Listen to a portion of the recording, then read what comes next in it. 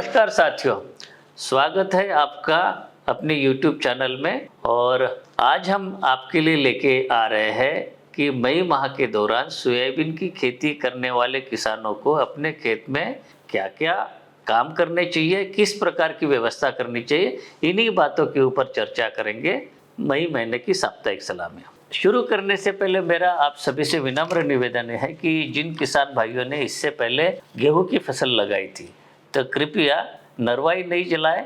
नरवाई जलाने से ज़मीन में जो उर्वरा शक्ति है उसमें नुकसान होता है, क्योंकि ज़मीन के अंदर जो सूक्ष्म जीव होते हैं जो कि हमें लाभकारी होते हैं, उनका नुकसान हो जाता है। तो उसके स्थान पे जो बायो डिकम्पोजर है या वेस्ट डिकम्पोजर है, उसको ज़मीन के अंदर मिला के जो फसल के अवशेष है उससे हमारी जैविक कार्बन में वृद्धि होगी। ये मई महीने में हम एक महत्वपूर्ण काम करना है, गहरी जुताई और खेत की तैयारी। तो गहरी जुताई प्रत्येक साल करना आवश्यक नहीं है। जिन किसान भाइयों ने पिछले 3 साल से गहरी जुताई नहीं की है, तो आप इस साल आप कर सकते हैं। और गहरी जुताई होने के बाद में जिन किसान भाइयों के पास में गोबर की खाद या जैविक खाद, मुर्गी की खाद व वर्मी कंपोस्ट की मात्रा उपलब्ध है, वो भी आप मिला सकते हैं अंतिम बखरनी से पूर्व। गोबर की खाद डालने के बाद में इसको बखरनी करके या कल्टीवेटर चला के अपने खेत में मिला लें। उसके बाद में हमें इस महीने में एक और काम करना है कि जो किस्म की खेती हम करने वाले उसका चयन करना है। और मुख्य रूप से आप ये चीज ध्यान में रखें कि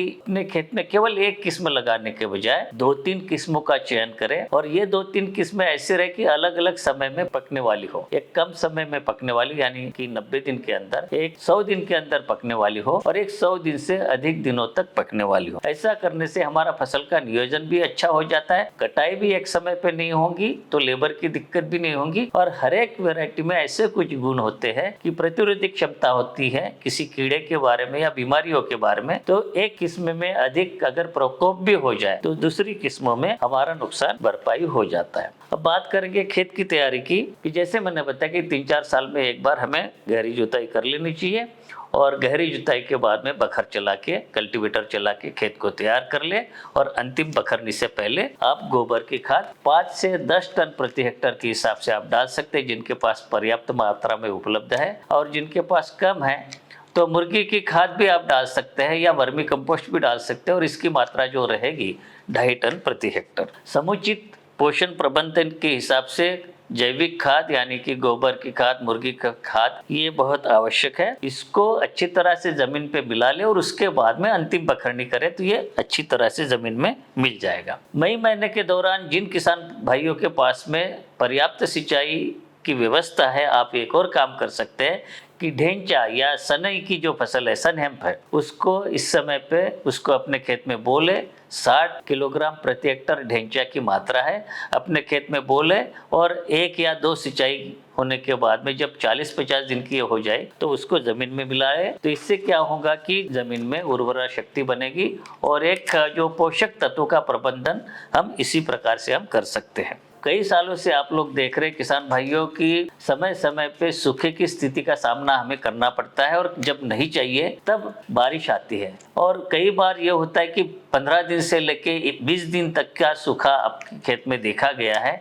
तो हमें जमीन में जो जल संग्रहण क्षमता का वृद्धि करनी पड़ेगी, और इसके लिए एक यंत्र विकसित किया गया है जिसको कहते हैं सबसॉइलर। तो सबसॉइलर जैसे कि इसका चित्र आप अपने स्क्रीन पे देख रहे हैं, 10 मीटर के अंतराल पे विपरीत दिशा में, आड़े और खड़ी दिशा में इसको चलाएं तो ये 2.5 फीट तक गहरी नालियां बनाता है, और उसके बाद में बखर चला सकते हैं हम लोग। तो इससे क्या होगा कि जमीन में जो बारिश का जो पानी है अंदर तक जाएगा, और सूखे की स्थिति में हमारी फसल को आसानी से मरने नहीं देगा। किसान भाइयों, मेरा आपसे निवेदन है कि केवल उन्हीं किस्मों की खेती करें जो कि सोयाबीन के लिए अनुशंसित की गई हो, यानी कि नोटिफाइड किस्में जिनका कि भारत सरकार के गैजेट में प्रकाशन हो चुका हो। ऐसे कुछ 2-3 किस्मों की खेती करें जिसमें कि एक कम समय में पकने वाली, एक मध्यम समय में पकने वाली और एक 100 से अधिक दिन में पकने वाली। ऐसे यदि आपने चयन कर लिया तो उसका बीज अपने पास में उपलब्ध करवा ले। और इस समय पे आप विभिन्न क्षेत्रों के लिए, जैसे कि मध्य क्षेत्र है, पूर्वी क्षेत्र है, उत्तरी मैदानी क्षेत्र है, पहाड़ी क्षेत्र है, सभी क्षेत्रों के लिए अनुशंसित किस्मों की सूची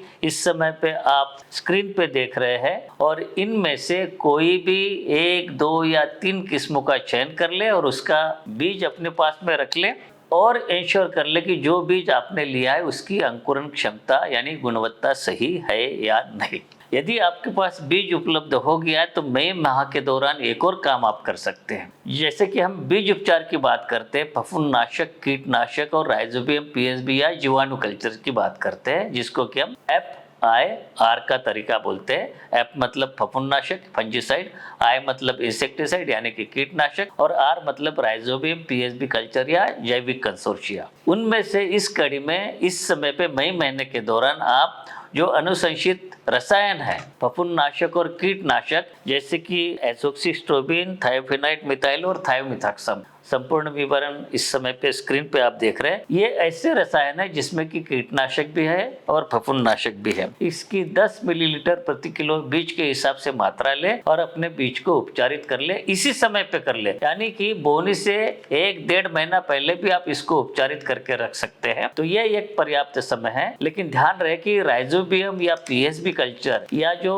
जैविक कंसोर्शिया है उसको इस समय पे नहीं करना, उसको केवल बोनी के समय यानी कि 12 घंटे पहले तक आप बोनी से पहले आप कर सकते हैं। जैसे मैंने आपको पहले भी बताया है कि 2-3 किस्मों का चयन करें और उसके बाद में जो बीज आप अपने पास में उपलब्ध करवा लें और उसका ये जांच के देख ले कि अंकुरण 70% है या नहीं। यदि आपके बीज का 70% अंकुरण है तो इस समय पे जिस प्रकार से आप तालिका देख रहे हैं इसमें आप देख सकते हैं कि 70% अंकुरण के आधार पे किस बीज की कितनी मात्रा लेनी है। यदि आपका अंकुरण 70% से कम है तो आप बीज की मात्रा बढ़ा सकते हैं। अब बात करेंगे बोनी की जो स्पेसिंग है या दूरी हम क्या रख सकते हैं। साथियों 45 सेंटीमीटर आमतौर पे हम सोयाबीन की फसल में कतारों की दूरी हम बोलते हैं, लेकिन इस समय पे हम लोग ये कहते हैं कि जो कौन सी वैरायटी आप लगाने जा रहे हैं उसके ऊपर से निर्धारित कर सकते कि कतारों की दूरी क्या होनी चाहिए। जो इसमें कम समय में पकती है तो जैसे कि 90 दिन में पकने वाली जो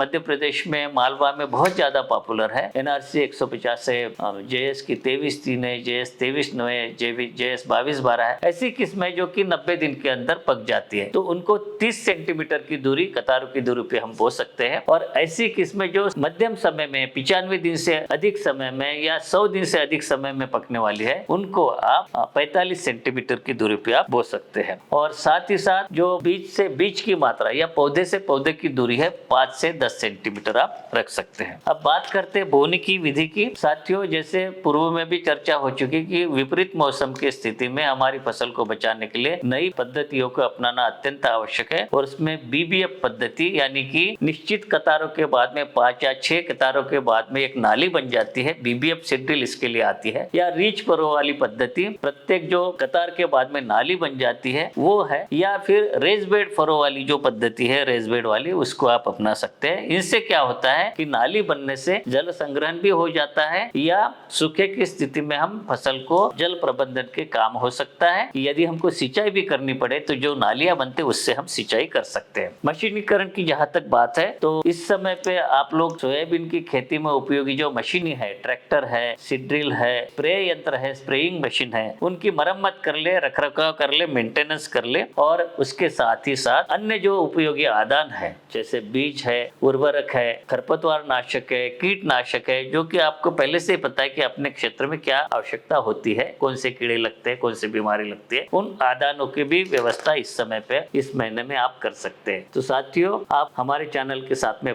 लगातार बने रहिए। ये थी मई माह के दौरान हमें क्या करना चाहिए सोयाबीन फसल के में, इसके बारे में जानकारी। जून महीने से हम लोग प्रत्येक सप्ताह सोमवार को नई जानकारी के साथ में उस सप्ताह के लिए हमें क्या करना चाहिए इस जानकारी को लेकर उपस्थित होंगे। तब तक के लिए आगे दीजिए, नमस्कार।